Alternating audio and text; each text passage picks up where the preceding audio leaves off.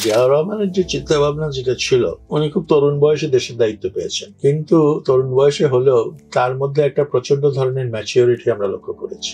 আপনি late president Ziaur রহমানকে describe করেছিলেন as a nation builder, policy ডেভেলপমেন্টের ক্ষেত্রে, স্ট্র্যাটেজি ডেভেলপমেন্টের ক্ষেত্রে, নেশন বিল্ডিং এর ক্ষেত্রে লেট প্রেসিডেন্ট জিয়াউর রহমানের আর কি কি অ্যাসপেক্ট আপনি মনে করেন যে মডেলগুলা এখন হয়তো আমরা কিছু রেলেভেন্সি বা রেপ্লিকেট করতে পারি?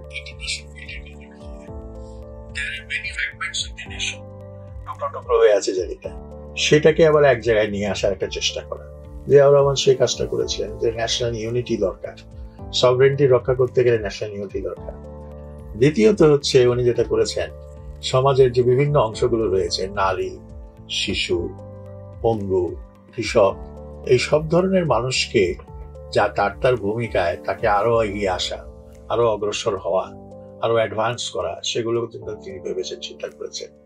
তিনি যখন মহিলা পুলিশ চালু করেন, তখন বঙ্গভবনে গিয়ে মৌলানা সাহেবরা বললেন যে আপনি কি করেছেন, একটা ইসলাম বিরোধী কাজ করেছেন, মেয়েদেরকে পুলিশের পোশাক পরিয়ে রাস্তায় ট্রাফিক ডিউটি করার জন্য নামিয়ে দিয়েছেন।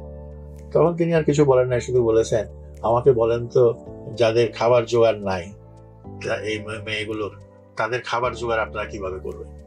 এই জবাবটা উনি দিয়েছিলেন, এবং এটা জবাবটা শোনার পরে ওই মোল্লারা মোটামুটি চুপ হয়ে গেছে। তারপরে তো উনি এই আপনার ছাত্রদেরকে, যুবকদেরকে, সবাইকে, তার নামে সব সমালোচনা হয় যে উনি হিজবুল বাহারে ছাত্রদেরকে নিয়ে গেছেন তাদেরকে পলিউট করার জন্য।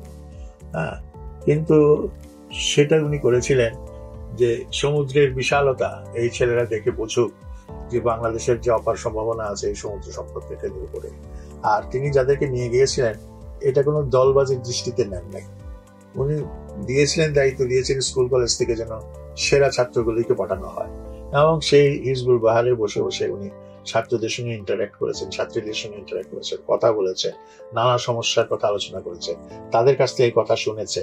তো একজন রাষ্ট্রনায়ককে শুধু বক্তৃতা দিলেই হবে না, তাকে কথা শুনতেও প্রস্তুত থাকতে হবে।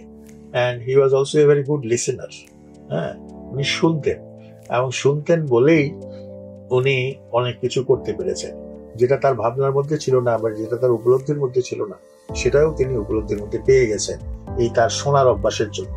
এবং তিনি যে অ্যাডভাইজার্স পুল তৈরি করেছিলেন, এরা তো ওই সময়ের সমাজে, ওই সময় বাংলাদেশের, they are the best sons of the soil.